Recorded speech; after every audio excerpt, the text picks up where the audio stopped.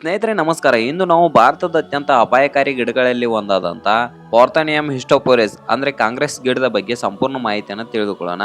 ಈ ಗಿಡ ಎಲ್ಲಿಂದ ಬಂತು, ಭಾರತಕ್ಕೆ ಹೇಗೆ ಹರಡಿತು, ಇದರಿಂದ ಮನುಷ್ಯರಿಗೆ ಮತ್ತು ಜಾನುವಾರುಗಳಿಗೆ ಮತ್ತು ಕೃಷಿಗೆ ಯಾವ ಹಾನಿಗಳು ಇವೆ, ಇದರಲ್ಲಿ ಯಾವುದಾದ್ರೂ ಉಪಯೋಗ ಇದೆಯಾ ಅಥವಾ ಇದನ್ನ ನಿಯಂತ್ರಿಸುವುದು ಹೇಗೆ, ಎಲ್ಲದರ ಬಗ್ಗೆ ಸಂಪೂರ್ಣ ಮಾಹಿತಿಯನ್ನ ಈ ಒಂದು ವಿಡಿಯೋದಲ್ಲಿ ತಿಳಿದುಕೊಳ್ಳೋಣ.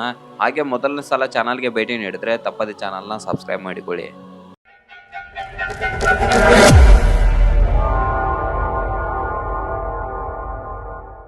ಕಾಂಗ್ರೆಸ್ ಗಿಡದ ವೈಜ್ಞಾನಿಕ ಹೆಸರು ಪಾರ್ಥೇನಿಯಂ ಹಿಸ್ಟೋಫೋರೆಸ್ ಆಗಿದೆ. ಇದು ಒಂದು ಆಕ್ರಮಣಕಾರಿ ಕಳೆ ಗಿಡವಾಗಿದೆ. ಇದು ಸಾಮಾನ್ಯವಾಗಿ ರಸ್ತೆ ಬದಿಯಲ್ಲಿ, ಖಾಲಿ ಜಾಗದಲ್ಲಿ, ರೈಲ್ವೆ ಹಳಿಗಳ ಬಳಿ, ಕೃಷಿ ಜಮೀನುಗಳಲ್ಲಿ, ಕಾಲುವೆಗಳಲ್ಲಿ ಹೆಚ್ಚಾಗಿ ಬೆಳೆಯುತ್ತೆ. ಈ ಗಿಡದ ಎಲೆಗಳು ಸಣ್ಣ ಸಣ್ಣ ಕಟ್ ಇರುವಂತೆ ಕಾಣುತ್ತೆ. ಇದರ ಹೂಗಳು ಚಿಕ್ಕ ಚಿಕ್ಕ ಬಿಳಿಯ ಬಣ್ಣದಲ್ಲಿರುತ್ತವೆ. ಒಂದು ಗಿಡ ಸಾವಿರಾರು ಬೀಜಗಳನ್ನು ಉತ್ಪಾದಿಸಬಲ್ಲದು. ಈ ಒಂದು ಗಿಡ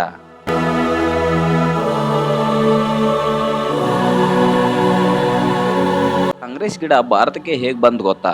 ಅಷ್ಟಕ್ಕೂ ಹಿಸ್ಟ್ರಿ ಹೇಳುವ ಪ್ರಕಾರ ಈ ಗಿಡ ಮೂಲತಃ ಉತ್ತರ ಮತ್ತು ಮಧ್ಯ ಅಮೆರಿಕದ ಪ್ರದೇಶಕ್ಕೆ ಸೇರಿದ್ದಾಗಿದೆ. 1950ರ ದಶಕದಲ್ಲಿ ಭಾರತಕ್ಕೆ ಆಹಾರ ಧಾನ್ಯಗಳ ಕೊರತೆ ಎದುರಾಗಿತ್ತು. ಆ ಸಮಯದಲ್ಲಿ ಅಮೆರಿಕದಿಂದ ಗೋಧಿಗಳನ್ನು ಆಮದು ಮಾಡಿಕೊಳ್ಳಲಾಗ್ತಿತ್ತು. ಅನೇಕ ವಿಜ್ಞಾನಿಗಳ ಅಭಿಪ್ರಾಯದ ಪ್ರಕಾರ ಗೋಧಿ ಚೀಲದ ಜೊತೆ ಈ ಗಿಡದ ಬೀಜಗಳು ಭಾರತಕ್ಕೆ ಬಂದಿವೆ ಎನ್ನಲಾಗತ್ತೆ. ನಂತರ ಅವು ಮಹಾರಾಷ್ಟ್ರ, ಕರ್ನಾಟಕ, ಆಂಧ್ರ ಪ್ರದೇಶ, ತಮಿಳುನಾಡು ಮತ್ತು ಇತರ ರಾಜ್ಯಗಳಿಗೆ ಹರಡಿದವು. ಇಂದು ಇದು ಭಾರತದ ಬಹುತೇಕ ಎಲ್ಲ ರಾಜ್ಯಗಳಲ್ಲೂ ಕೂಡ ಕಂಡು ಬರುತ್ತೆ.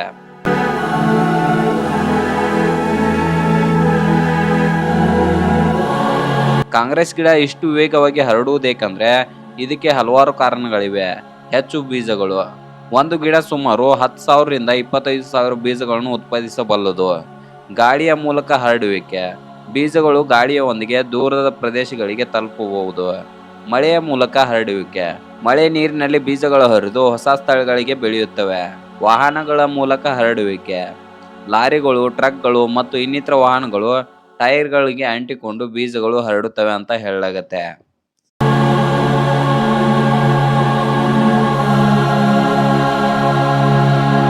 ಈ ಕಳೆಯಿಂದ ಮನುಷ್ಯರಿಗೆ ಆಗುವ ತೊಂದರೆಗಳಂದ್ರೆ ಚರ್ಮದ ಸಮಸ್ಯೆಗಳು ಹುಟ್ಟುಕೊಳ್ತವೆ. ಈ ಗಿಡವನ್ನು ಮುಟ್ಟಿದ್ರೆ ತುರಿಕೆ, ಕೆಂಪಗಾಗುವುದು, ಚರ್ಮದ ಅಲರ್ಜಿ, ಉರಿಯೂತ ಉಂಟಾಗುವ ಸಾಧ್ಯತೆ ಹೆಚ್ಚಾಗಿರುತ್ತೆ.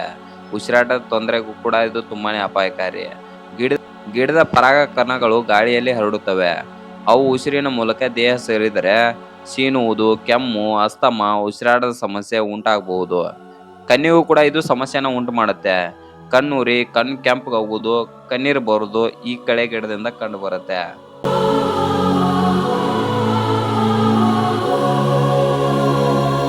ಈ ಕಾಂಗ್ರೆಸ್ ಗಿಡದಿಂದ ರೈತರಿಗೆ ಏನೆಲ್ಲ ನಷ್ಟ ಇದೆ ಅಂದ್ರೆ, ರೈತರ ಪಾಲಿಗೆ ಕಾಂಗ್ರೆಸ್ ಗಿಡ ಒಂದು ತಲೆನೋವಾಗಿದೆ. ಬೆಳೆಗೆ ಸ್ಪರ್ಧೆನ ನೀಡುತ್ತೆ. ನೀರು, ಪೋಷಕಾಂಶ, ಸೂರ್ಯನ ಬೆಳಕು ಇವನ್ನೆಲ್ಲ ಬೆಳೆಗಳೊಂದಿಗೆ ಹಂಚಿಕೊಳ್ಳುತ್ತೆ. ಇಳುವರಿನ ಕಡಿಮೆ ಮಾಡುತ್ತೆ. ಬೆಳೆಗಳ ಉತ್ಪಾದನೆಯನ್ನು ಗಣನೀಯವಾಗಿ ಕಡಿಮೆ ಮಾಡಬಹುದು. ಮಣ್ಣಿನ ಗುಣಮಟ್ಟ ಕೆಡಿಸುತ್ತೆ. ಕೆಲವು ರಾಸಾಯನಿಕಗಳನ್ನು ಹೊರಬಿಟ್ಟು ಇತರ ಸಸ್ಯಗಳ ಬೆಳವಣಿಗೆಯನ್ನು ಕೂಡ ತಡೆಯುತ್ತೆ.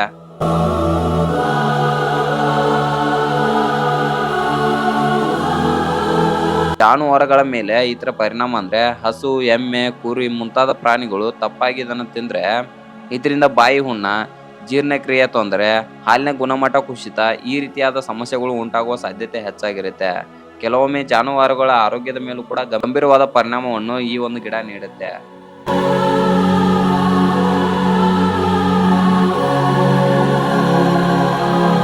ಇನ್ನು ಪರಿಸರದ ಮೇಲೆ ಈ ಒಂದು ಗಿಡದ ಪರಿಣಾಮ ಅಂದ್ರೆ ಕಾಂಗ್ರೆಸ್ ಗಿಡ ಬೆಳೆಯುವ ಸ್ಥಳದಲ್ಲಿ ಸ್ಥಳೀಯ ಸಸ್ಯಗಳು ನಾಶವಾಗ್ತವೆ.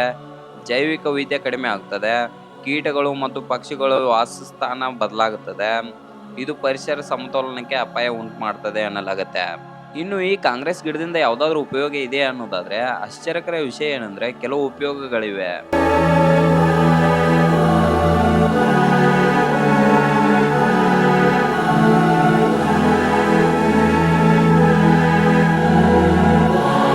ಮಾಂಸಪ್ ತಯಾರಿಕೆ ಸರಿಯಾದ ವಿಧಾನದಲ್ಲಿ ಸಂಸ್ಕರಿಸಿದರೆ ಸಾವಯವ ಗೊಬ್ಬರ ತಯಾರಿಸಬಹುದು. ಇದರಿಂದ ಕೆಲವು ಸಂಶೋಧನೆಗಳಲ್ಲಿ ಬಯೋಗ್ಯಾಸ್ ಉತ್ಪಾದನೆಗೆ ಬಳಸಲಾಗುತ್ತೆ.